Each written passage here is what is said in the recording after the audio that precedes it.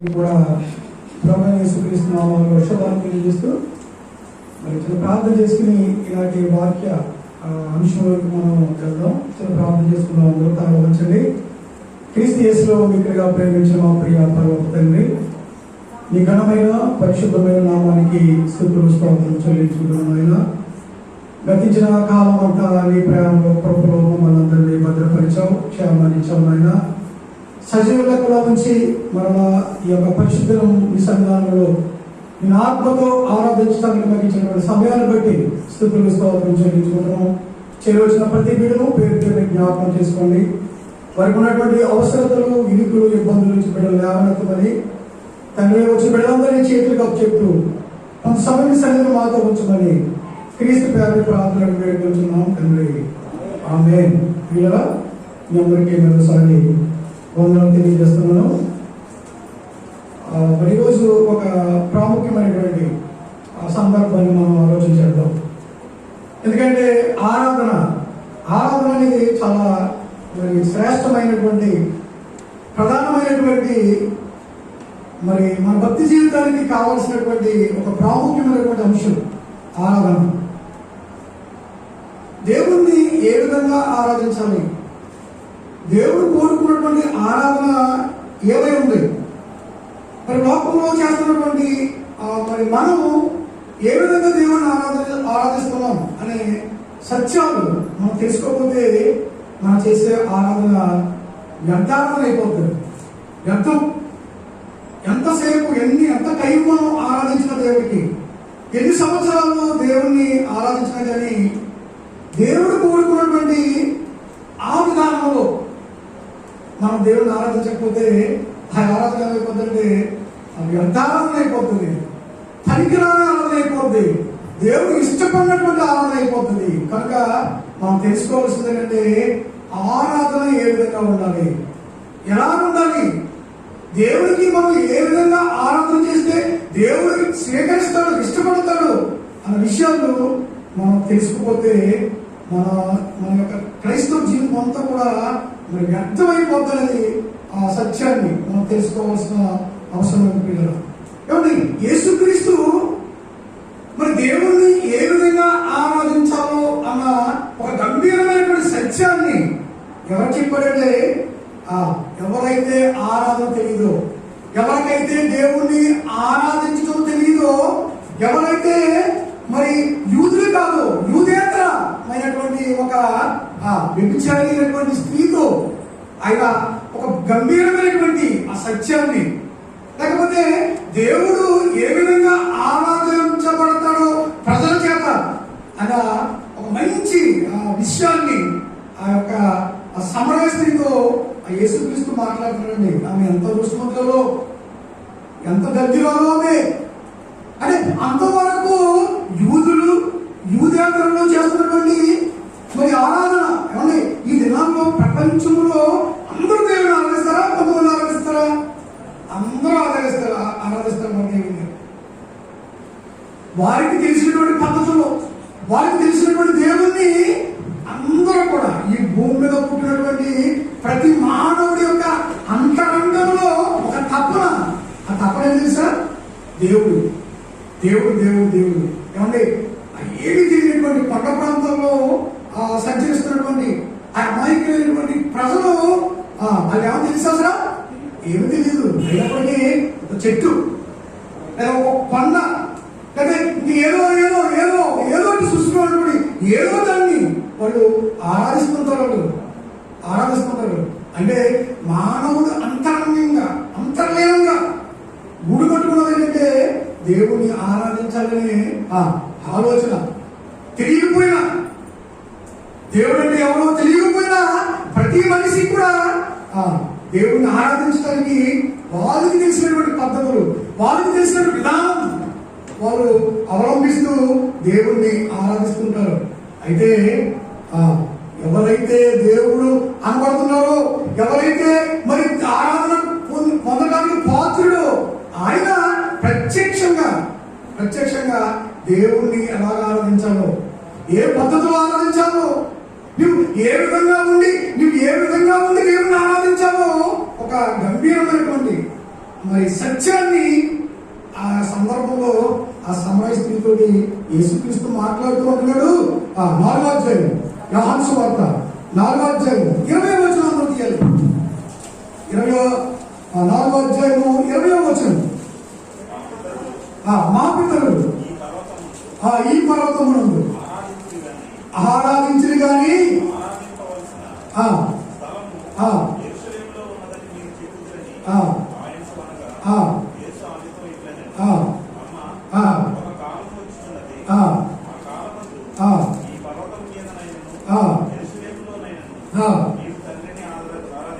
Okay, అక్కడ వరకు అంటున్నా. ఆమె ఏమంటుందంటే మా పితరులు, ఆమె అర్థమైంది అనమాట. ఆయన మాటలు, ఆయన చెప్తున్నటువంటి అంతరంగిక విషయాలు, ఆమెకు ఉన్నటువంటి అంతరంగిక విషయాలు యేసుప్రభు చెప్తే ఈయనకి ఏమర్థమైందంటే ఈయన ప్రవక్త. అంతే కదా, తెలియని విషయాలు చెప్పేవాళ్ళు గణం ఎవరు? ప్రవక్తలు. ఈమె ప్రవక్త అని అర్థమైపోయినప్పుడు దొరికింది ఛాన్స్ అనుకున్నాడు. ఈమెకు అర్థమైంది నేనెవరినో, నేనేంటో ఈమెకు అర్థమైంది అని ఆమె విడిచిపెట్టలేదు. ఆమె అంటుంది, అయ్యా మీరు యూదులు మీరు ఏమంటారంటే ఈ కొండ మీద అది అక్కడ ఇక్కడ ఆరాధన చేయకూడదు. ఆరాధన చేయవలసిన స్థలము ఎక్కడ ఉంది? యెరూషలేములో ఉంది. యూదులకి ఆరాధన స్థలం ఎక్కడ ఉంది? యెరూషలేములో ఉంది. ఆ దినాల్లో ఆరాధించడానికి దేవుడు ఒక స్థలాన్ని నిర్ణయించాడు. మీకు అందరికీ తెలుసు.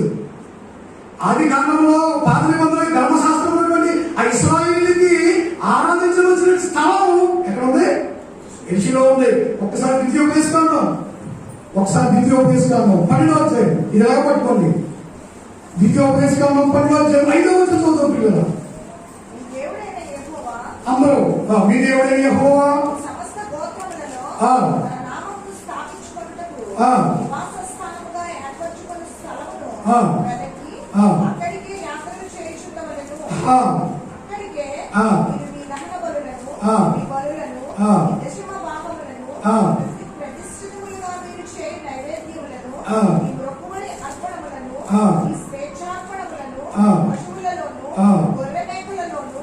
అవన్నీ కూడా ఎక్కడ తీసుకురావాలంటే ఎక్కడైతే నేను నిర్ణయించాను, ఎక్కడైతే నా నివాస స్థలంలో అయ్యిందో అక్కడికి మీరందరూ కూడా మీరు అర్పించే బలులు, మీరు దేవుడికి ఇవ్వాల్సినటువంటి ఏదైతే ఉన్నాయో అవన్నీ కూడా మీరు ఆరాధించవలసినటువంటి ఆ స్థలము ఎక్కడ ఉందంటే నేను నివాసం చేసే ఆ స్థలం దగ్గరికి మీరందరూ కూడా రావాలి, మీరందరూ రావాలి అని ఆ బైబిల్లో అంటుంది. అయ్యా మీరు ఏమంటారంటే ఆరాధించవలసిన స్థలము ఆ పర్వతం మీద కాదు, ఎక్కడ? యెరూషలేము పట్టణంలో మీరు ఆరాధించాలి అన్నప్పుడు యేసుక్రీస్తు ఆమెకి నిజంగా ఒక అద్భుతమైనటువంటి ఆ సత్యాన్ని చెప్తూ కింద చదవండి. అమ్మా ఒక కాలము వచ్చుచున్నది, ఆ కాలమందు ఈ పర్వతము నా మాట నమ్ము, మీరు మీకు తెలియని దానిని ఆరాధించువారు. అది ఆరాధించేవారు కూడా ఎలా ఆరాధిస్తారట? తెలియని దానిని ఆరాధిస్తారట. ఏమండి అది ఆరాధన అవుతా? తెలియని దానిని ఆరాధిస్తే ఆరాధన అవుతా? ఆరాధన అవుతుంది. అని నేర్చుకోబడ్డాడు. డైరెక్ట్ గా ఆమెతో అంటున్నాడు. ఏమంటున్నాడంటే అమ్మా నా మాట నమ్మమ్మా, ఈ కాలంలో ఆరాధించడానికి ఒక ప్రత్యేకమైన స్థలం అంటే ఏమి లేదు. అర్థమైపోయింది కదా? దేవుని ఆరాధించడానికి ఒక ప్రత్యేకమైనటువంటి ప్రాంతం అంటూ ఏమి లేదు. ప్రాంతం అంటూ ఏమి లేదు, ఒక స్థలం లేదు. భౌతిక సంబంధమైనటువంటి వస్తువులు కూడా అవసరం లేదు దేవుని ఆరాధించడానికి. ఆ దినాల్లో భౌతిక వస్తువులు ఉండేవి. దేవుని ఆరాధించాలంటే ఆ దేవాలయంలో ఒక పనిముట్లు ఉండేవి, ఒక క్రమం ఉండేది. అక్కడ అర్థమైనా భౌతిక వస్తువులు అవసరం లేదు, ఒక ప్రత్యేకమైన స్థలం అవసరం లేదు. మీరు ఏం చేస్తున్నారంటే మీకు తెలియని దానిని ఆరాధిస్తున్నారు మీరు అంటున్నాడు. అందుకు ఎంత వండరగా అంటే మనం ఏమనుకుంటున్నాం? మాకు తెలుసు ఆరాధన అనుకుంటున్నాం. మనం ఆమెకు తెలియని చెప్తున్న దేవుడు మాకెందుకు తెలియదండి? మా యొక్క ఎక్స్పీరియన్స్, క్రైస్తవ ఎక్స్పీరియన్స్ 30, 40, 50 సంవత్సరాలు మీరు మాకు చెప్తున్నారా అని వచ్చి కదా. అయితే ఈనాడు ప్రపంచంలో ఎక్కువ మంది తెలియకుండానే దేవుని ఆరాధిస్తున్నారు. ఎలాగ ఆరాధించాలి? ఎవరిని ఆరాధించాలి? ఆరాధించడానికి ఏ పద్ధతులు ఉపయోగించాలి? వేటిని ఉపయోగించాలి? భౌతిక వస్తువులు ఉపయోగించాలా? ఒక ప్రాంతాన్ని ఉపయోగించాలా అన్న విషయం మనకు తెలియకుండానే మనము దేవుని ఆరాధిస్తున్నాం. అంటున్నాడు, అమ్మా మీరు మీకు తెలియని దానిని ఆరాధించుకోరు, మేమైతే మాకు తెలిసిన దానిని ఆరాధించేవారము. అయితే యథార్థముగా ఆరాధించేవారు ఆత్మతోనూ సత్యముతోనూ తండ్రిని ఆరాధించాలి. అదండి, ఆరాధించేవారు ఎలాగ ఆరాధించాలంట? ఆ వస్తువులేంటి? ఆ పనిముట్లేంటి? అది సత్యముతోనూ ఆత్మతోనూ తండ్రిని ఆరాధించాలి.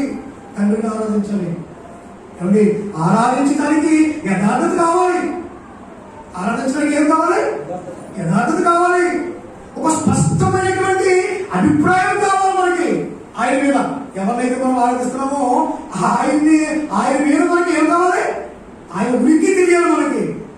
ఒక స్పష్టమైనటువంటి అభిప్రాయం మనకి రావాలి. అంతే కదా.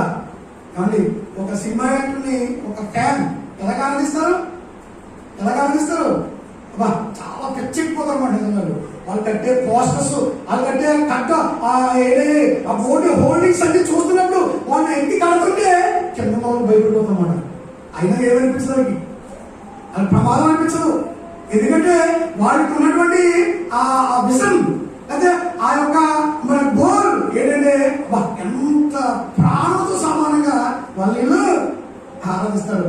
వాళ్ళ నాన్నగారిని కానీ, వాళ్ళ ఇంట్లో గారిని, ఆ చుట్టాలని ఏమన్నా పట్టించుకోరు. కానీ ఎప్పుడైనా ఆయన్ని కానీ మనం ఏదో అన్నామనుకోండి, ఏం చేస్తారు? బాంబులు వేస్తారు, కావాలంటే అగ్గిపుల్లలు వేస్తారు, కావాలంటే పెట్రోల్ పోస్తారు. అంటే అతను ఆరాధించే ఆ వ్యక్తి మీద ఎంత గౌరవం మనకి. అసలు అతను తిట్టినా పట్టించుకోడు. కానీ ఆయన ప్రేమించే వ్యక్తి, అదే ఆయన ఆరాధించే వ్యక్తిని ఎవరైనా చిన్న మాట అంటే అతను సహించుకునే పరిస్థితులు ఉండకుండా. అంటే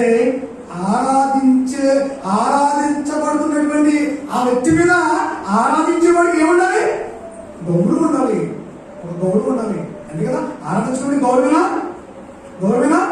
ఆ 24 పెద్దలు ప్రకటన గ్రంథంలో 24 పెద్దలు ఆ సింహాసనం మీద ఆశీర్వదించినటువంటి ఆ గొర్రె పిల్ల ముందు వాళ్ళు ఏం చేశారు?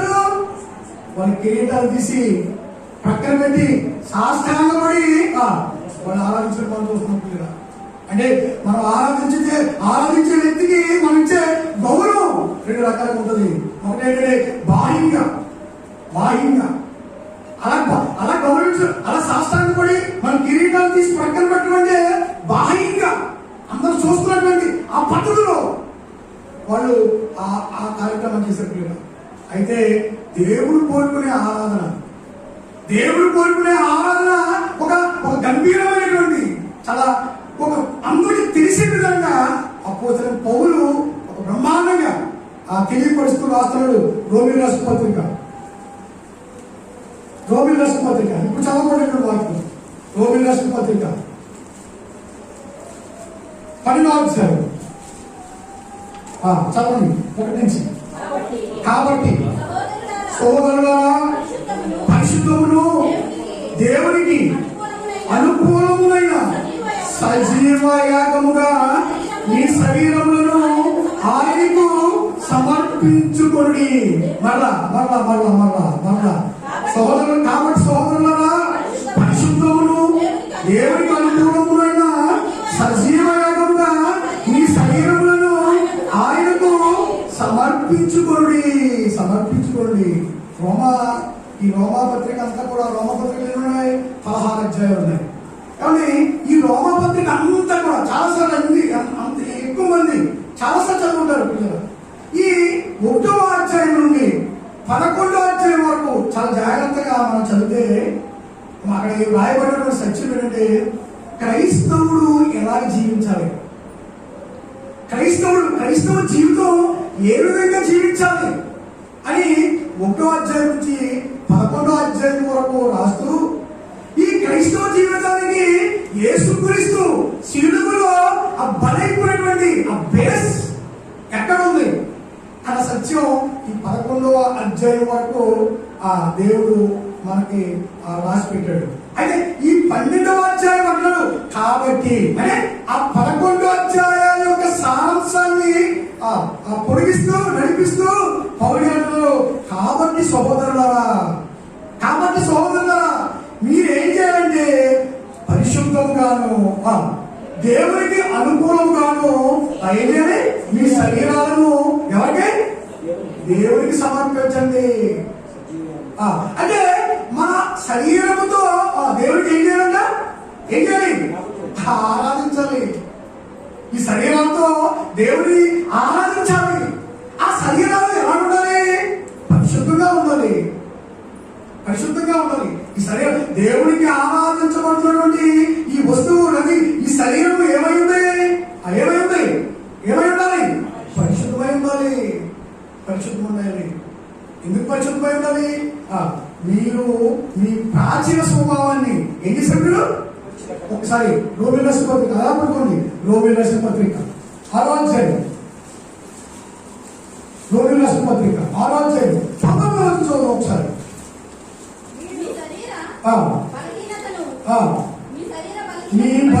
మీ శరీర బలహీనతను బట్టి మనుష్య రీతిగా మాట్లాడుచున్నాను.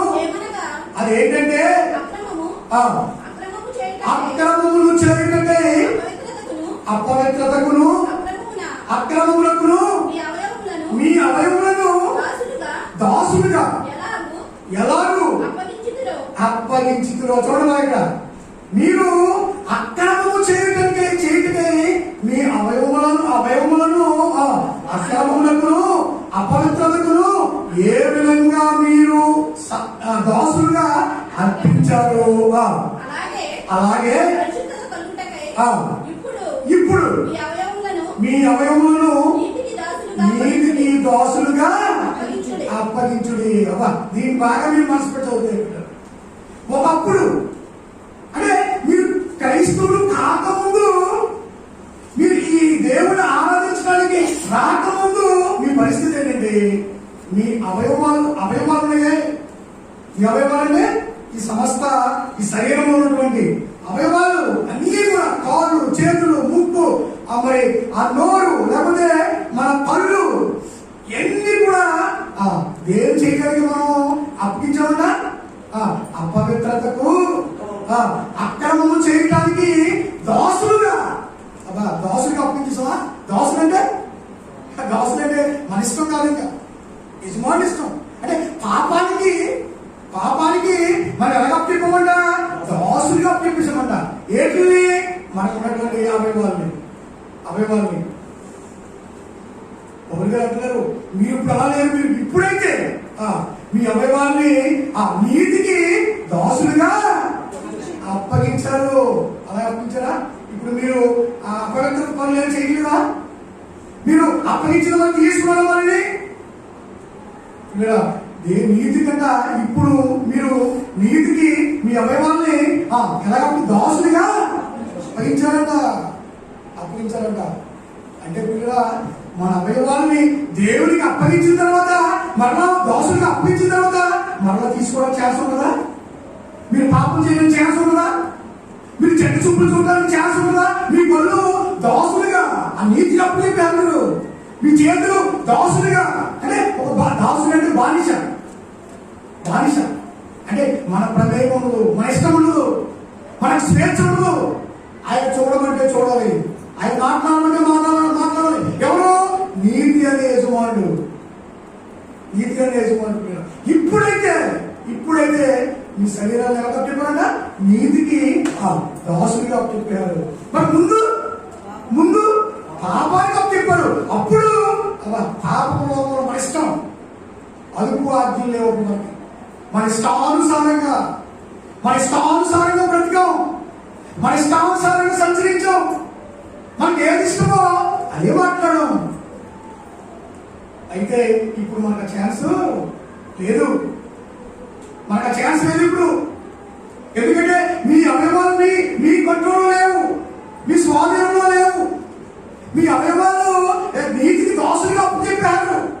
కనుక అటువంటి స్థితిలో పరిశుద్ధంగా దేవుణ్ణి ఆరాధించాలి. ఏమండి, మీరు ఏమి చేసినా ఎవరి కొరకు చేయాలంట? ఎవరి కొరకు? ప్రభువు కొరకు చేయాలి. మీరేం చేసినా కూలిపని జరుగుతున్నావా ఇంట్లో, అది ఎవరి కొరకు చేయాలంట? దేవుడి కొరకు చేయాలి. కూలి పని చేస్తున్నావా నువ్వు, అది ఎవరి కొరకు చేయాలి? దేవుడి కొరకు చేయాలి. చదువుకుంటున్నావా? నీ కొరకు కాదు, ఎవరి కొరకు చేయాలి? దేవుడి కొరకు చేయాలి. వాక్యం చెప్తున్నావా? నీవు బ్రతకాలి కాదు, దేవుడి కొరకు చేయాలి. అలాగనుకున్నాం అంటూ మనకు కష్టం అనిపిస్తుందా? మనం పాపం చేస్తామా? ఏ చిన్న పని చేసినా ఈ దేవుడి కొరకు చేస్తాం. దేవుడికి చేయి ఎప్పుడు కూడా దొంగ ఇస్తామా, మంచి ఇస్తామా? చాలా మంచి ఇస్తాం. ప్రశస్తమని పుచ్చిపట్టి నియమం. మనం ప్రతి ఉద్యోగానికి వెళ్తున్నామా? ఆ ఉద్యోగంలో కూర్చుని మనం చేసే పని దేవుడి కొరకు చేస్తామని ఆ స్పృహ అనుకోండి. లంచం పుచ్చుకున్నావా? అసలు లంచం పుచ్చుకోము. పత్రిక ఒకసారి పౌసీల్ రాసిన పత్రిక 3వ అధ్యాయం 23వ వచనం చదువు ఒకసారి. పౌసీల్ రాసిన పత్రిక 3వ అధ్యాయం 23వ వచనం.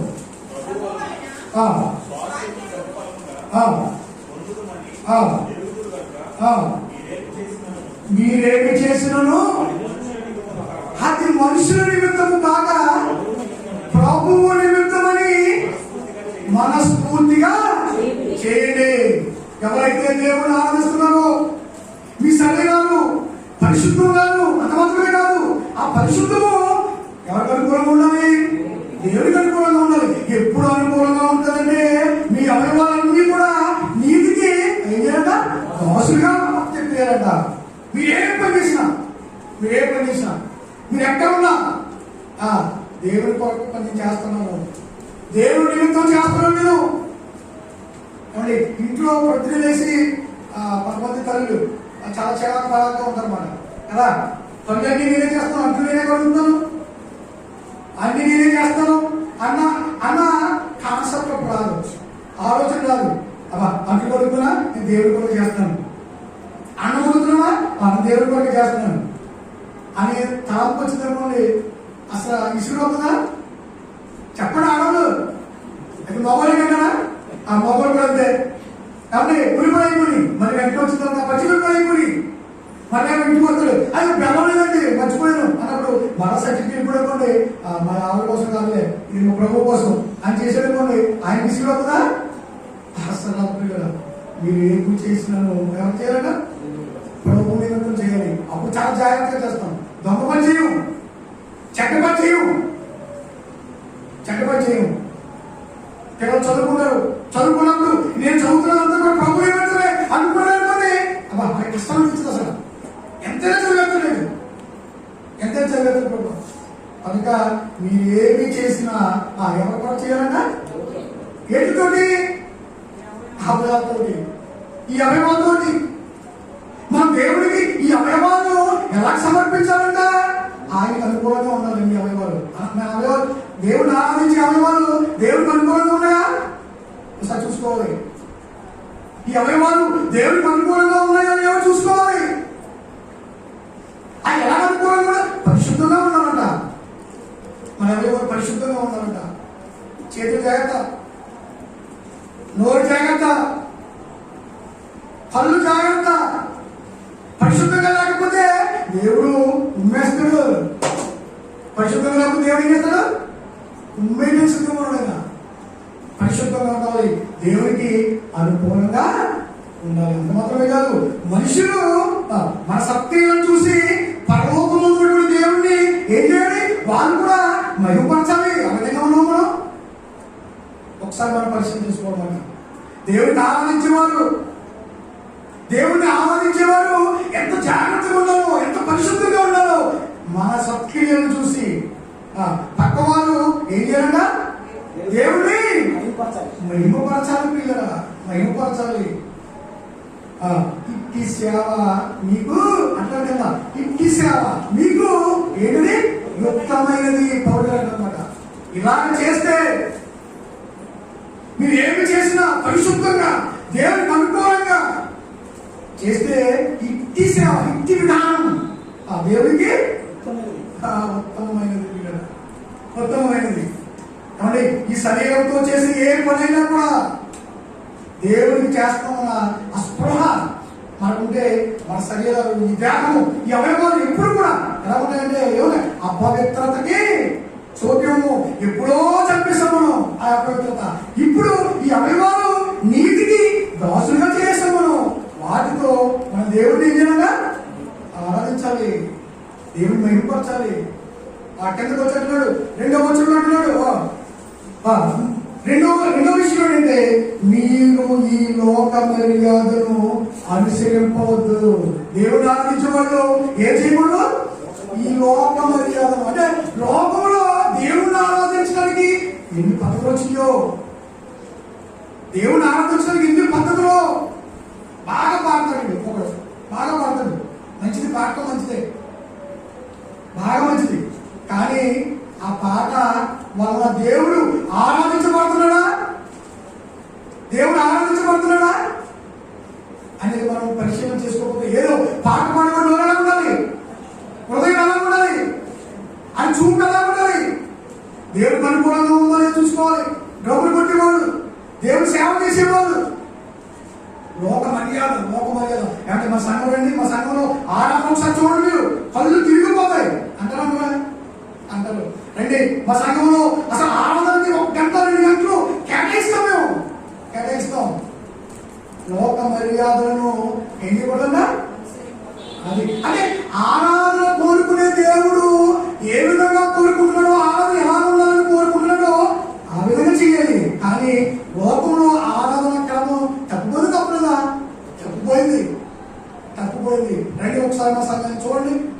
పాస్టర్ గారు ఒక్కసారి మీరు మా సంఘానికి వచ్చి చూడండి, మనం చాలా మంది ఉన్నారు, ఒకసారి వచ్చి చూడండి మా ఆరాధన ఎలా ఉంటుందో. ఎలా ఉంటుంది ఒక చప్పట్లు, పాటలు, డ్రమ్ములు, గంట, ప్రార్థనలు, అది ఆరాధన. అయితే అంటాడు మీరు లోక మర్యాదను ఏం లేదు అనుసరింపక, మీరు లోక మర్యాదను అనుసరింపక, మరి లోక మర్యాదను అనుసరింపక అని అంటున్నాడు. ఏమంటున్నాడు చేసుకున్నాడు, మీరు నన్ను పెదవులతో ఏం చేస్తారట. 7వ అధ్యాయం మార్క్స్ 7వ అధ్యాయం ఒకసారి 7వ అధ్యాయం లోక మర్యాద 7వ అధ్యాయం 7వ వచనం ఒకసారి చదువుతున్నాం. యేసు ప్రభు మంచి మాట అక్కడ 7వ అధ్యాయం 7వ వచనం.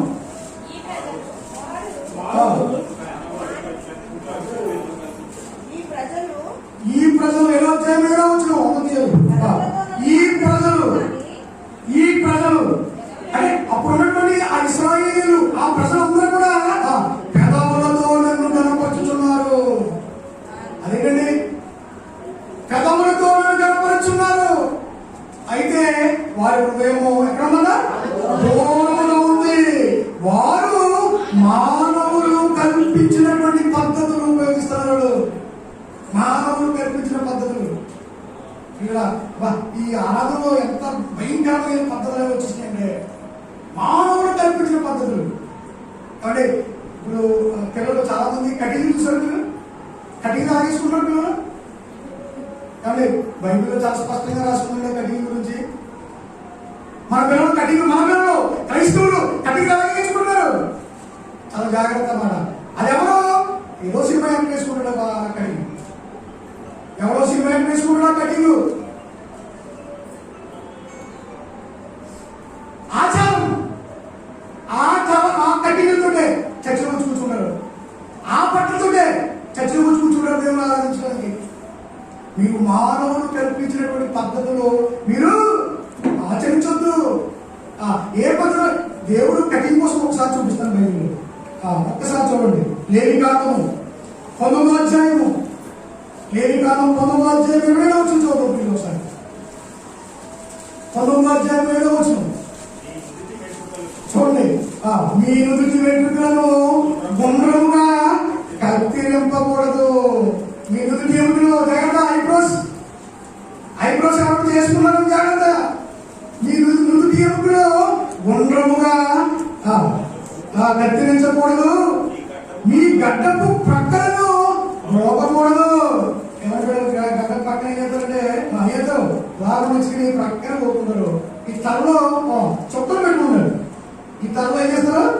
చొక్కలు పెట్టుకున్నారు. దేవుడు అంటాడు లోక మర్యాదలు ఏం లేదు అనుసరింపక.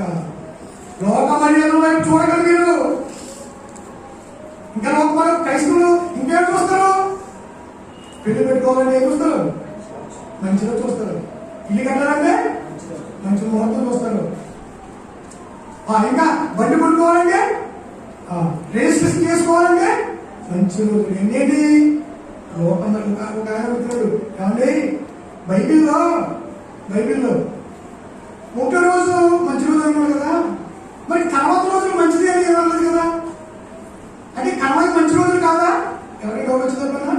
మొదటి రోజు మంచిది, ఆ రెండో రోజు నుంచి మంచిదే అన్నది కదా, మంచి కదా అంటే పాపం బిడ్డకి ఏం తెలియదంటే 6వ వచనంలో ఏమన్నాడైనా, చివరి వచనం 31వ వచనంలో ఏమన్నాడు? దేవుడు తాను చేసినది యావత్తు మంచిదే కాదు, పక్కన చాలా మంచిది. ఎలాగంటే దేవుడు తాను చేసినది యావత్తు కూడా మంచిదా చాలా మంచిదా? చాలా మంచిది, చాలా మంచిది. అంటే ఈ భూమి మీద ఏం లేదు, మంచి రోజు చెడ్డ రోజు లేదు, మంచి నెల చెడ్డ నెల లేదు, మంచి సమయము చెడ్డ సమయం లేదు. ఇవన్నీ ఎవరు చేశారంటే దేవుడు చేశాడు. దేవుడు చేసింది ఎప్పుడు కూడా చెడ్డ ఉంటుందా? నువ్వు చేసింది చెడ్డగా ఉంటుంది, నీవు చేసింది మంచిగా ఉండదు. ఎందుకంటే మనం మంచివాడు కాదు, దేవుడు మంచివాడు. ఆయన చేసింది ఏదైనా కూడా చాలా మంచిగా ఉంటుంది, చాలా మంచిగా ఉంటుంది. లోక మర్యాదలను మీరు అనుసరించకండి. మాసాలు, ఉత్సవాలు, పండుగలు, అమావాస్య దినాలు ఎన్నెన్నో దేవుడు అని కోరుకుంటున్నా. ఇంకా మంచి కాస్త నేను ఓపుగా ఉంటే యెషయాగ్రంథం 1వ అధ్యాయంలో ఒక చక్కటి దేవుడు మాట్లాడుతూ చూడండి. యెషయాగ్రంథం 1వ అధ్యాయం 1వ అధ్యాయం 3 మంచి మా దేవుడిని కోరుకునే ఆ యొక్క ఆరాధన ఏ విధంగా ఉందో చూద్దాం. 1వ అధ్యాయం 11వ వచనంలో మాట్లాడుతాడు. యెహోవా సెలవిచ్చిన మాట ఇదే, విస్తారమైన పనులు వద్దు, మీ రక్తమందు నాకు ఇష్టం లేదు, నా సన్నిధిని కనపడాలని కూడా నాకు ఇష్టం లేదు. మీరు నా సన్నిధికి రావాలని కూడా నేను కోరుకోవట్లేదు. మీరు పట్టుకొచ్చే బలుల వద్దు, మీరు పట్టుకొచ్చే నైవేద్యాలు నాకు వద్దు, మీరు చేస్తున్న పండుగలు నాకు వద్దు. అవన్నీ కూడా నాకు ఎలా ఉన్నాయంటే నాకు బాధాకరంగా ఉన్నాయి. ఏంటి దేవుడి సన్నిధికి పట్టుకొచ్చే నైవేద్యాలు, ఆత్మలో ఆ కానుకలు, మీరు వస్తున్న తొమ్ములుగా మీరు వస్తుంటే దేవుడికి ఎలా ఉందన్నా? బాధాకరంగా ఉందన్నా, బాగా అనమాట. అంటే దేవుడు అంటాడు మీరందరూ కూడా ఇంతమంది చేస్తుంటే నాకు చాలా బాధాకరంగా ఉంది. ఎందుకంటే నేను ఎలాగమ్మన్నాను, మీరు ఎలాగ అట్లయిపోయింది. ఆయన బాధ ఏంటంటే నేను మిమ్మల్ని ఏ విధంగా రమ్మంటున్నాను నన్ను ఆరాధించడానికి, ఆ విధంగా మీరు రావట్లేదు. కానీ లోకంలో మరి ప్రవేశపెట్టిన పద్ధతితో మీరు పట్టుకొచ్చే బలులు, అర్పణలు, నైవేద్యాలు, మీరు వచ్చే ఆ తొమ్ములుగా ఎక్కువ మంది నాకు ఎవరో పట్టుకుని మిమ్మల్ని నేను ఎవరు పిలిచాను? మిమ్మల్ని నేను పిలిస్తే ఎలా పిలుస్తానంటే మీరు పరిశుద్ధంగాను నాకు అనుకూలంగా మీరు రావాలి. నా మందిరానికి నన్ను ఆరాధించడానికి మీరు ఎలా రావాలంటే మీ హృదయము, మీ మనస్సు ఎలా ఉండాలంటే యాక్టివేట్గా ఉండాలి. దేవుడు ఎలాగైతే కోరుకుంటున్నాడో ఆ విధంగా రావాలి. ఎలా కోరుకుంటున్నాడంటే ఎలా కోరుకుంటున్నాడంటే చెప్పండి. 16వ వచనం మిమ్మును కడుక్కుని శుద్ధి చేసుకుని మీ దుష్క్రియలను కనపడకుండా వాటిని తొలగింపుడి, కీడు చేయడం వారిని మేలు చేయడం నేర్చుకుని న్యాయముగా జాగ్రత్తగా విచారించుడి, హింసించబడు వారిని విడిపించుడి, తండ్రి లేని వారికి న్యాయం తీర్చుడి, విధవాల పక్షముగా వాదించుడి. మీరు ఎలా రావాలంటే కడుక్కోండి. నా సన్నిధికి వచ్చే రాకముందు మీరు ఏం చేయాలి? కడుక్కోవాలి. వేటి కడుక్కోవాలి? శరీరాన. దేవుడికి ఏం కనబడుతుంది? అది మన పాపాలు మురికి పుట్టలా కనపడుతున్నాయి. మనం ఏమనుకుంటామంటే అలా తెల్ల బట్టలు వేసుకుని, ఇస్త్రీ బట్టలు వేసుకుని, ఉతుకు బట్టలు వేసుకుని ఫ్రెష్ గా మనం దేవుని సన్నిధి దేవుని ఆరాధించడానికి వస్తుంటే ఆయన అంటున్నాడు, మిమ్మల్ని ఎవరు రమ్మన్నాడు? ఎందుకంటే మీ బట్టలు ఎలా కనపడతాయి? టైంకి మురికి పుట్టలు వేసి కూర్చున్న పక్కన ఎవరు కూర్చున్నారా? ఎవరు కూర్చోరు. ఆయన ఎంత ఎలా మాట్లాడుతున్నాడంటే నాకు అసహ్యం ఉన్నాడు. నాకు అసహ్యము, వాటి నాకు బాధాకరములు, వాటిని సహింపలేక విసిగి ఉన్నాను. దేవుడు అంటే సహించలేకపోతున్నాడు. మనం చూస్తున్నాడు, మనం చూసి దేవుడు ఏం చేస్తున్నాడు? సహించలేకపోతున్నాడు. సహించుకోలేకపోతే పడుకోవట్లేదు. ఎంత టైం ఇచ్చినా, ఎంత సమయం ఇచ్చినా, ఎంత అవకాశం ఇచ్చినా ఎంత భయంకరమైనటువంటి పరిస్థితుల్లో మనం జీవిస్తున్నాం. నిజంగా ఈ దినాల్లో ఈ వేళ చూస్తున్నాం. అబ్బాయి ఈ వేళ చూస్తున్న వాడు రేపు కనపడలేదు, రేపు ఫోటో కనపడుతుంది బయట కదా. ఈ వేళ కనపడవాడు, ఈ వేళ మనతో ఉన్నవాడు, మనతో మాట్లాడినాడు, మనతో స్నేహం చేసినాడు. ఒక రాత్రి మనం విడిపోయి దూరంగా ఉంటే తెల్లారు వేసి రోడ్డు మీద వెళ్తుంటే అది ఫోటో కనపడుతుంది. ఏమంటుంది? Trip trip okay miss you. ఒక సోదరి మీరు చూసలేదు, ఆ టీవీలో పోస్టింగ్ పెట్టింది. క్రైస్తవులు పెడతారు కదా ట్రిప్ అనే మాట. కనమోలు ఎందుకు పెడతారు? మీకు అది లేదా? మీకు క్రైస్తవుల మాట ట్రిప్ అంటే రెస్టింగ్ పీస్ కదా, నిజమే కదా. పీస్ లో ఎవరు ఉంటారు? రెస్ట్. ఎవరు రెస్ట్ పీస్ లో రెస్ట్ లో ఉంటారు? అది బాగానే ఉండదు. అది బాగా తెలిసింది. రెస్టింగ్ పీస్ ఆది మందకాలిగా మీ 10 ఓడికి రిపీట్ అంటారు. బుద్ధి లేదా మీకు? ఎంత భయంకరమైన పరిస్థితుల్లో మనం జీవిస్తామో. దేవుడు అంటున్నాడు, మీరు కడుక్కోండి, మీరు కడుక్కి మీరు నైవేద్యాలు 20 వచనంలో, ఆ 21వ వచనంలో, ఆ 20వ వచనం సమ్మతింపగా తెలుగుబడి నిత్యాలుగా మీరు ఖడ్గము పౌరులు యెహోవా వారిని సెలవిస్తున్నాడు. ఇలాగే సెలవిస్తున్నాడు ఆయన, ఇలాగే సెలవిస్తున్నాడు. ఈ అవయవాలు దేవుని ఆరాధించే అవయవాలు ఎలా ఉండాలంట? ఎలా ఉండాలి? పరిశుద్ధంగా ఉండాలి. మీరు లోక మర్యాదలను ఏం చేయకూడదు? అనుసరించకూడదు.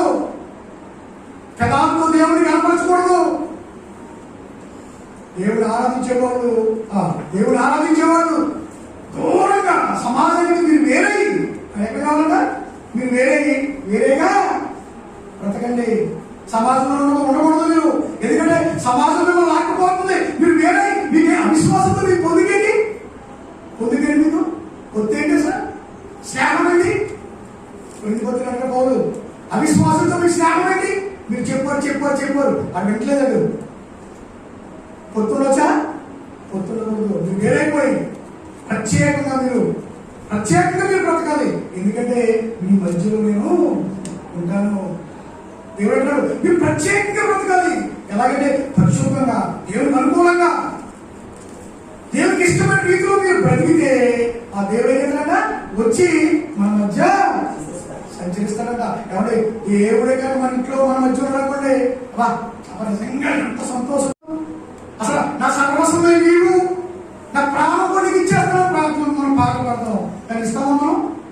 మేము అబద్ధాలు కానీ అబద్ధం మాత్రం మనం పాడుకుంటున్నాం. కనుక లోకం మర్యాదలకి మనం ఏం చేయకూడదు? అసలు పెళ్లి పెట్టుకున్నామా? ఫస్ట్ ఎవరి దగ్గరికి వెళ్ళాలి? పాస్టర్ దగ్గరికి వెళ్ళాలి. కొంచెం అవ్వలేదు, అయ్యారు మా అబ్బాయికి పెళ్లి పెట్టుకున్నామండి, ఏ రోజు అనుకోవడం ఉంటుంది, మా సంఘస్థులు ఏ రోజు బాగుంటుంది అని ప్రార్థన చేయండి. ఆ రోజు మీరు ఏ రోజు చెప్తే ఆ రోజు పెట్టుకుంటాం అని ఫస్ట్ మీరు ఎక్కడికి మనం ఎక్కడికి వెళ్ళాలి? పాస్టర్ దగ్గరికి వెళ్ళాలి. కానీ పాస్టర్ దగ్గరికి అవ్వకూడదు. ముందు ఎవరి దగ్గరికి వెళ్తాడు? లోపలే ఉంటాడే బ్రతకడం. మీ మీద మన మీద బ్రతికి లోపల మీద బ్రతికే ఒక వ్యక్తి ఉంటాడు. ఆ వ్యక్తి దగ్గరికి వెళ్ళి, అయ్యా మా అబ్బాయికి పెళ్లి ఎప్పుడు పెట్టుకోవాలి, నాకు ఏం తెలుస్తుంది? పెళ్లి ఎప్పుడు పెట్టుకోవాలో వాడికి ఏం తెలుసా? ఎందుకు? కానీ క్రైస్తవుడు లోక మర్యాదను అనుసరించకూడదు. లోక మర్యాద తెలుసుకోకూడదు. ఇంకా మంచి మాట చివరి మాట ఏమంటాడంటే, మూడోది ఏంటంటే చదవమ్మ, మూడో చదువు రోమియోల రాసిన పత్రిక 12వ అధ్యాయం.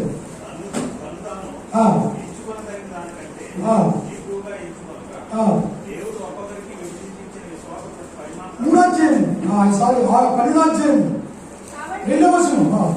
మీరు మీరు ఈ లోక మర్యాదను అనుసరింపక ఉత్తమమును, ఉత్తమును అనుకూలమును సంపూర్ణమునై ఉన్న దేవుని చిత్తమేదో పరీక్షించి తెలుసుకొనున్నట్లు మీ మనసు మారి నూతన మగుట వలన రూపాంతరం పొందుడి. అది మూడోది ఏంటంటే మీ మనస్సు మారి నూతన మగుట వలన ఏం జరగా రూపాంతరం పొందండి. అంటే అన్ని మన ఇంట్లో మన ఇష్టానుసారంగా మనం మార్చుకుంటాం కదా. ఈవేళ సోఫా అక్కడ ఉంటుంది, రేపు పొద్దున ఎక్కడ సోఫా ఇంకో మూల ఉంటుంది, దివాళీ కాదు ఈ రోజు ఇక్కడ ఉంటుంది, నెక్స్ట్ డే ఎక్కడ ఉంటుంది ఆ మూల ఉంటుంది. అంటే మన ఇష్టం. రామగోపాల్ పుస్తకం రాదు కదా, ఆ పుస్తకం పేరేంటి? నా ఇష్టం. అవి బుక్ రాశాడు. ప్రజలకు ఎక్కువగా నీకు ఏది ఇష్టం రావాలని అడుగు అనుకోండి, ఏమంటాడు? అది నా ఇష్టమే, నా ఇష్టం, నాకు ఇష్టం, అంతేనా? నువ్వు వెళ్ళాలనుకుంటే వెళ్తావు. ఎవరైనా బాగా ప్రశ్నించి నీకు ఇష్టం లేదు వెళ్తావా? నీకేది ఇష్టం ఇప్పుడు? నా ఇష్టం. ఆడ కూడా వెళ్ళకపోవడం నీకు ఇష్టం. రామగోపాల్ పైన కాస్త వెరైటీగా పక్కన తిన్నాను. ఆయన ఏమంటే నా ఇష్టం అని చెప్పాడు. అంటే మనుషులకి ఎక్కువ ఏది ఇష్టం అడిగితే ఏమంటాం? నా ఇష్టం అంటాం కదా. నా ఇష్టం ప్రకారం మార్చేసుకుంటాం. అది నేను మార్చేసుకుంటాం కదా. అది చాలా ఈజీ. కానీ మనసు మారటం అనేది ఈజీగా కష్టమా? చాలా కష్టం. క్యాన్సర్ తగ్గిపోతుంది, భయంకరమైన రోగాలు తగ్గిపోతాయి, ఇంకా భయంకరమైనటువంటి పరిస్థితులు అనేవి మారిపోతాయి. అయితే మారదంటే ఏంటంటే ఏంటది? లోపంలో మనస్సు మాత్రమే. మనస్సు మారదు. దేవుడు ఏమంటే క్రైస్తవుడికి ముందు ఏం మారాలట? మనసు మారాలి. మారిందా? ఆ మారిన తర్వాత ఆ మనసు మారిన మనసు నెక్స్ట్ స్టేజ్ ఏంటి? నెక్స్ట్ స్టెప్ ఏంటి? నూతనం పొందాలి. నూతనం వెరైటీ. ముందలా ఉన్నాడు, మనసు మారక ముందలా ఉన్నావు. మనసు మారిన తర్వాత న్యూ థింగ్ ఏంటి? అదే కొలసీలు రాసిన పత్రిక చదువుతాం. కొలసీలు రాసిన పత్రిక 3వ అధ్యాయం, కొలసీలు రాసిన పత్రిక 3వ అధ్యాయం 9-10 వచనాలు చదువుతుంది. ఒకరితో ఒకడు 3వ అధ్యాయం 9-10 వచనాలు చదువు. ఒకరితో ఒకడు అబద్ధమాడకుడి, ఎలాగనగా ప్రాచీన స్వభావములు తన క్రియలతో కూడా మీరు ఎగిసంట పరిచయించి విడిచిపెట్టేయకుండా. మనసు మారక ముందు మీ ప్రాచీన స్వభావం అంటే ముందు స్వభావం, ముందు మనస్తత్వం ఎలా ఉందంటే పాపంతో కూడుకుంటుంది అన్నమాట. మనసు మారక ముందు తాగుతుందా? తాగుతుంది. ఇంకా భయంకరమైన పనులు చేస్తారా? భయంకరమైన పనులు చేస్తారు. ఇతరులను దూషిస్తారు, దొంగతనాలు చేస్తారు, ఇతరులంటే అసహ్యపడతారు, ఇతరులను ప్రేమించరు. అదేంటంటే ఆ ప్రాచీన స్వభావం. మన ప్రాచీన స్వభావం ఎలా ఉందంటే పాప స్వభావం. దేవుడికి పాపం స్వభావం అన్నమాట.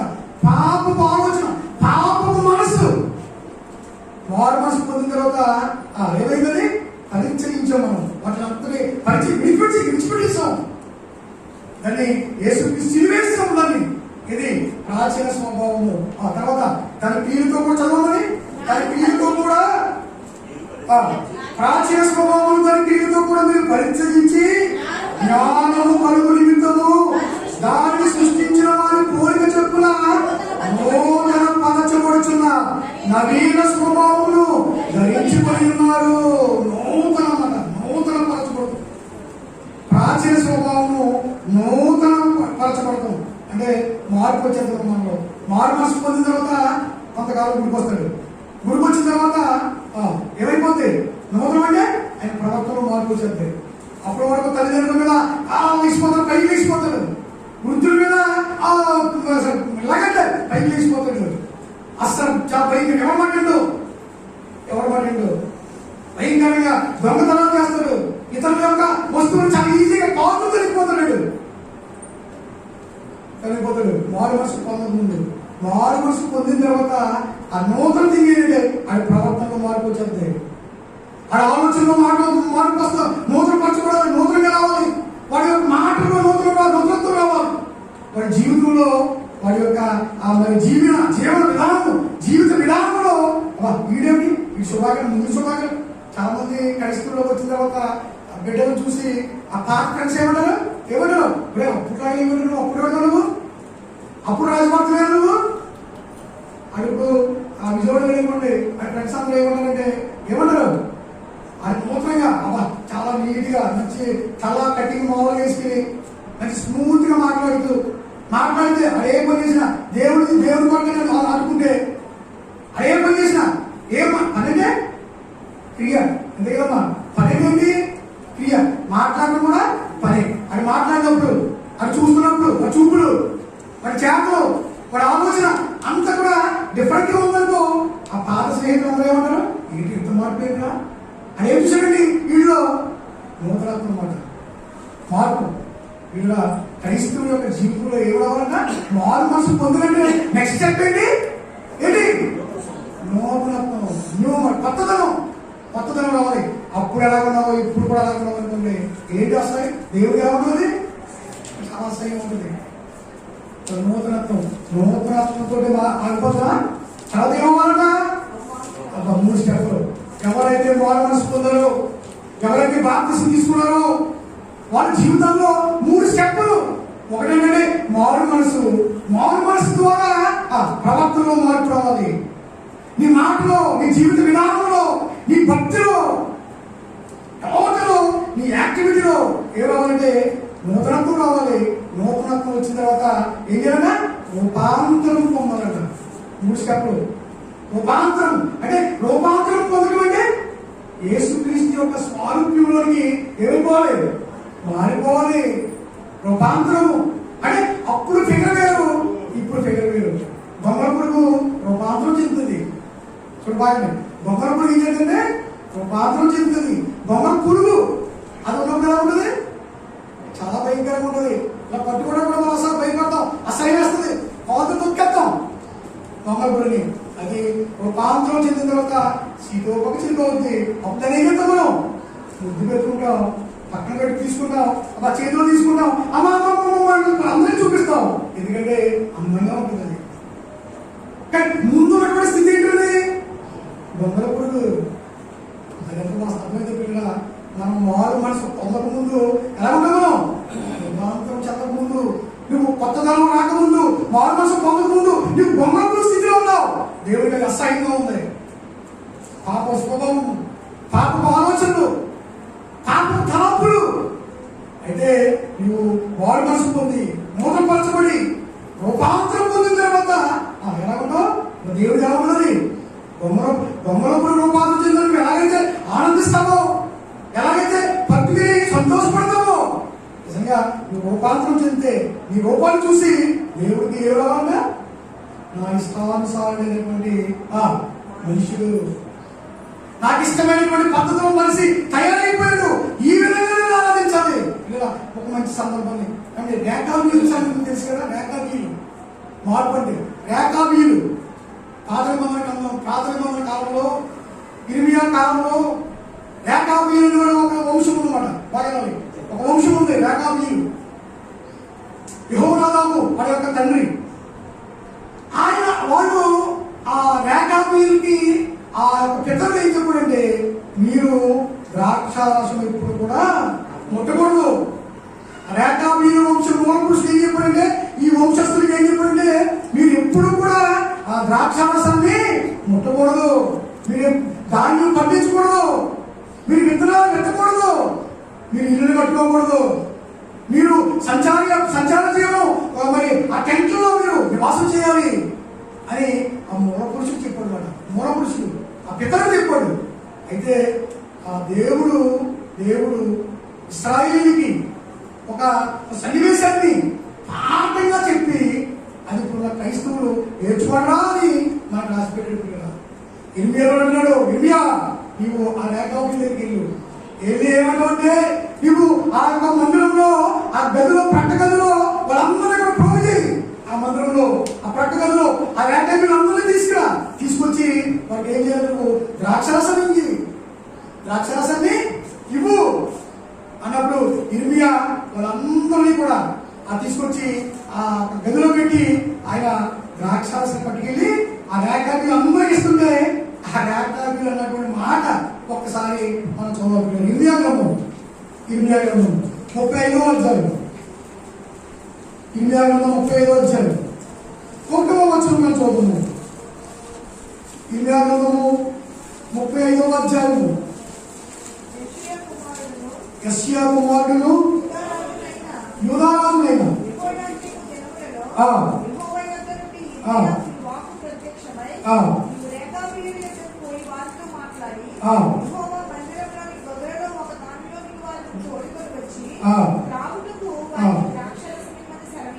ఐదో వచనం, నేను రేఖాబీలు ద్రాక్షరసంతో నిండిన పాత్రలను గిన్నెలను పెట్టి ద్రాక్షరసము త్రాగుడైన వారితో చెప్పగా, ఆలోచన వారు అన్నారు, మా పెద్దలు రేఖాబు కుమారుడైన యెహోనాదాబు మీరైనను మీ సంతతి వారైనను ఎప్పుడును ద్రాక్షరసము త్రాగకూడదని మాకు ఆజ్ఞాపించిన కనుక మేము ద్రాక్షరసము త్రాగము.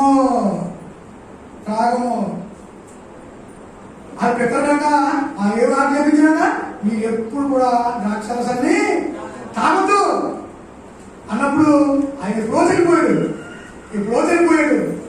ఎప్పుడో కాలంలో కలిసిపోయాడు. అయితే ఈ తరతరాలు ఏం చేస్తున్నారు? ద్రాక్షరసం తాగుతున్నారా? తాగట్లేదు పిల్లల. ఆ ద్రాక్షరసం తాగరు. నువ్వు ఎన్ని చేసినా, ఎంత మంచి ద్రాక్షరసం ఇచ్చినా వాళ్ళు ఏ మాట మీద పడిపోయారు? వాళ్ళు పితరులు చెప్పినటువంటి మాట మీద నిలబడిపోయారు. ఎందుకు చెప్తున్నాడు మనకంటే వాళ్ళు పితరులు చెప్పినటువంటి మాట మీద నిలబడిపోయారు. మీరైతే యెహోవా దేవుడు అయినటువంటి నన్ను, రోషము గల దేవుడు, మన దేవుడు ఏమంటున్నాడా? రోషము గల దేవుడు. దేవుడికి రోషం అంటే ఎలా ఉంటుంది అసలు? తల్లకిందులు అయిపోతాయి జీవితాలు. దేవుడికి రోషం వస్తే మన మీద, మన జీవితాలు, మన కుటుంబాలు ఏమైపోతాయి? తల్లకిందులు అయిపోతాయి పిల్లల, తల్లకిందులు అయిపోతాయి. ఆ రేఖాబీలు మూల పురుషులు చెప్పినటువంటి ఆ మాట మీద నిలబడిపోయారు. వాళ్ళు ద్రాక్షరసం ముట్టుకోలేదు. మీరైతే నేను ఎన్ని చెప్పినా కడుక్కోండి అంటే మీరు కడుక్కోరు. మారు మనసు పొందాలంటే మీరు మారు మనసు పొందరు. మీరు నన్ను ఆరాధించడానికి పరిశుద్ధంగా, నాకు అనుకూలంగా ఏం చేయాలంటే మనం సజీవ యాగంగా, ఇంకా వేయగలమాట. మన దేహాలంట ఆరాధించడానికి ఎలాగా అర్పించాలంట? సజీవ యాగముగా ఆయనకి అర్పించాలంట. సజీవ యాగం తీసుకెళ్ళి యాగం అంటే తీసుకోవడం అవుద్దా? యాగం తీసుకెళ్ళంటే చిన్న పెడతారు కదా, పెద్ద పెట్టి మట్టేస్తారు. మట్లో మనం పట్టుకొచ్చి దాంట్లో వేస్తారు. అయితే ఏమైపోతాయి? మీరు ఒకసారి చేయి చూడండి ఒకసారి, ఏమైపోతాయి? కాలిపోతాయి. యాగం అంటే అవి వెనక తీసుకోవడానికి అది పొడమ ఉండదు. దేవుడు అంటున్నాడు, మీ దేహాన్ని ఎలాగలట? గడ్డతో కాదు, ముసలు అయిపోయిన తర్వాత, రిటైర్మెంట్ అయిపోయిన తర్వాత, కాబట్టి పనికిరానప్పుడు అది కాదు, లివింగ్ డేట్ ఎక్స్పైర్ అయిపోయిన డేట్లు అవి కాదు దేవుడికి కావాల్సి ఏంటంట? సజీవ యాగంగా బ్రతికున్నప్పుడు సజీవ యాగంగా నాకు సమర్పించండి. ఎవరిని? మన దేహాలంట. మన దేహాలను ఆ యాగంలో పోసేస్తే నీ శరీరం, నీ చెయ్య, నీ పన్ను, నీ ముక్కు, నీ నోరు అవన్నీ కూడా ఆ యొక్క యాగంలో, ఆ మంటలో వేస్తే మరలా తీసుకోవడానికి ఉపయోగించుకోవడం ఉన్నాయండి? అస్సలు ఉండదు. నోరు సాగుబడి దాటేసాడు మాట్లాడటం ఉండదాక మాట్లాడటం ఉండదు. దేవుడే కోరుకుంటున్నాడు, మీ దేహాన్ని ఎలాగవాలన్నా, దేవుడికి ఎలాగవాలన్నా సజీవ యాగంగా ఆయనకి సమర్పించండి. పరిశుద్ధంగా ఆ యాగంలో పరిశుద్ధంగా ఉండాలి, దేవుడికి అనుకూలంగా ఉండాలి, ప్రాణంతో ఉండాలి. అప్పుడు దేవుడికి యాగంలో అర్పించండి. ఆ విధంగా నేను ఆరాధింపబడేవాడిని. నేను మీరు ఆరాధించేటప్పుడు ఎలాగాధించాలంటే కంప్లీట్ మాట ఆత్మతో. అదంటే దేవుడు ప్రేమించుకోవాలి. ఎలా ప్రేమించాలన్నా? నీ పూర్ణ బలంతో, నీ పూర్ణ ఆత్మతో, నీ పూర్ణ శక్తితో, నీ పూర్ణ వివేకంతో నీ తండ్రి యెహోవాని మనం ప్రేమించాలి. అది పూర్ణం అంటే పూర్ణం. ఇంకా మిగలకుండా మన దగ్గర ఉన్న డబ్బులన్నీ దాంట్లో వేసేయడం. ఆ పేద స్త్రీ ఆ పేద వాడేసినటువంటి మామూలుగా పూర్ణంగా కనుక మనం దేవుడు ఆరాధించినప్పుడు ఎలా ఆరాధించాలి? పూర్ణంగా మనం కంప్లీట్. ఇంకా మనకి దేవుడు ఆరాధిస్తున్న దేవుడు లీనమైపోవాలన్నమాట. ఎలా లీనమైపోవాలంటే మన ఆత్మ, మన మనస్సు కదా, మనస్సు కదా మనం నడిపించేది. కాబట్టి మనస్సు చెప్పకుండా శరీరం పొందుతుందా? మనసిస్తున్నమాట. ఇప్పుడు చూడండి, చూడండి అంటే అవి బయట వాళ్ళు ఆరాధనకి మన ఆరాధన తేడా ఏంటంటే వాళ్ళు ఓన్లీ శరీరాలే కదా, శరీరాలతోనే ఆరాధిస్తారు. మనం అంటే మనస్సు ప్లస్ శరీరం రెండు కలిపి దేవుడిని ఆరాధిస్తే ఆ ఆరాధన ఎక్కడికి వెళ్ళిపోతుంది? దేవుని దగ్గరికి వెళ్ళిపోతుంది. అటువంటి ఆరాధన నాకు కావాలి. అటువంటి యాగం, అటువంటి నైవేద్యం నాకు కావాలి. మీ శరీరం నైవేద్యంగా నాకు కావాలి. మీ ఆలోచనలో నీ ఆలోచన నీ ఇష్టమా? ఆ ఇష్టం నాకు ఇచ్చే నైవేద్యంగా. నీకు ఆ చీర బాగా ఇష్టమా? నాకు ఇచ్చే ఆ చీర. నీకు ఇష్టం ఉండకూడదు. నువ్వు యాగంలో ఏ సమయం మొత్తం అంతా నీ ఇష్టాన్ని, ఇక నీకేం ఇష్టం ఉండదు. దేవుని ఇష్టమే నీ ఇష్టం, దేవుని ఇష్టమే నీ ఇష్టం. అటువంటి మనస్సు, అటువంటి ఆలోచన, అటువంటి హృదయము, అటువంటి శరీరము ఉన్నటువంటి బిడ్డలు చేసే ఆరాధన దేవుడికి ఎలా ఉంటుందన్నా? ఇంపైనటువంటి, సొగసైనటువంటి, ఆయన పులకించే, ఆనందించే అటువంటి ఆరాధన దేవుడు కోరుకుంటున్నాడు, ఇష్టపడుతున్నాడు పిల్లలు. అంతే తప్ప నాకు ఇష్టం లేనటువంటి ఆరాధన, మనుషులు కల్పించినటువంటి పద్ధతితో మీరు చేసే ఆరాధన వద్దు. మీ దేహాన్ని అపవిత్రపరిచి వచ్చి నన్ను ఆరాధిస్తే కదొద్దు. మీరు ఆరాధించే వాళ్ళు ఆత్మతోనూ సత్యముతోనూ నన్ను విశ్వమిత్రుడంతో. చివరి మాట, ఆ మాట చదువుకుని ముగించుకుందాం. 4వ అధ్యాయము, యోహాను సువార్త 4వ అధ్యాయము 20వ వచనం. ఆ మాట ముగించుకుంటున్నాడు. ఎంత ధన్యవాదాలు అంత తీయాలి. 4వ అధ్యాయము 4వ అధ్యాయం 20వ వచనం యోహాను సువార్త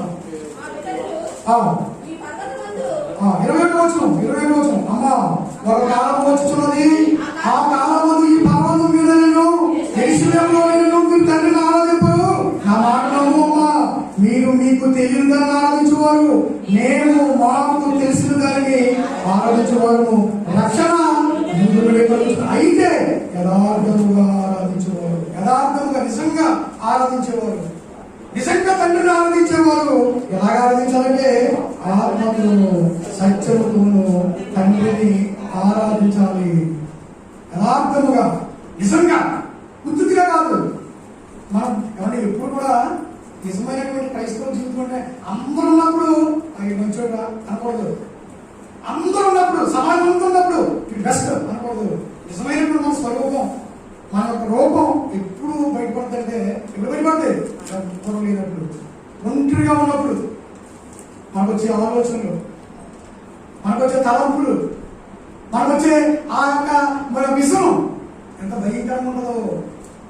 సండే మాత్రం కూర్చుని కాదు, సోమవారం నుండి శనివారం వరకు మనం చేసే ప్రతి పని కూడా దేవుడికి ఆరాధన చెందుతుంది. మర్చిపోకూడదు. నువ్వు చేసే ప్రతి పని అది ఎవరు చెందుతుంది? దేవుడికి చెందాలి ఆరాధన. ఒక ఆదివారం ఆరాధనే కాదు, సోమవారం నుండి శనివారం వరకు మీరు బయట చేస్తున్నటువంటి మీ సత్క్రియలు చూసి ఏం చేయాలి? ఆయన పులకించుకోవాలి. జనాలందరూ కూడా, ఊరి అందరూ కూడా నిజంగా వీడుగా, నిజంగా క్రైస్తవులు అంటే దేవుడు ఆరాధించుకో, దేవుడు బిడ్డ అనుకుంటే ఆయన ఆరాధనది, ఆయన నైవేద్యం. అంటే మనం చేసే ప్రతి పని కూడా దేవుడికి ఎలా ఉండాలన్నా ఒక నైవేద్యంగా ఉండాలి, యథార్థంగా ఆరాధించేవారు ఆ విధంగా ఆరాధిస్తారు. అలా దేవుడు కోరుకుంటాడు.